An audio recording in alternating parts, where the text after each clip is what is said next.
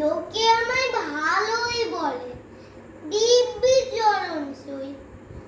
দোষের মধ্যে একটু নাকি মিথ্যে কথা কই। হাটশিলাতে যাওয়ার পথে ট্রেন ছুটছে যখন, মায়ের কাছে বাবার কাছে করছি বকুম বকুম। হঠাৎ দেখি মাঠের মধ্যে চলন্ত সব গাছে এক এক রকম ভঙ্গি করছে, এক এক রকম নাচছে। ও মা, দেখো নৃত্য নাট্য।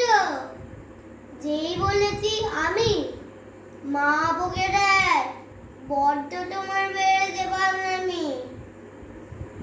চিড়িয়াখানার নাম জানো তো? আমার সেজো মেজো আদর করে দেখিয়েছিলেন পশুরাজের কিশোর। কদিন পরে চুন খসানো দেয়াল জুড়ে একই ঠিক অবিকল সেই রকমই মূর্তি যেন দেখি। ক্লাসের মধ্যে যে বলেছি সুরঞ্জনের কাছে, জানিস আমার ঘরের মধ্যে সিংহ বাজা আছে।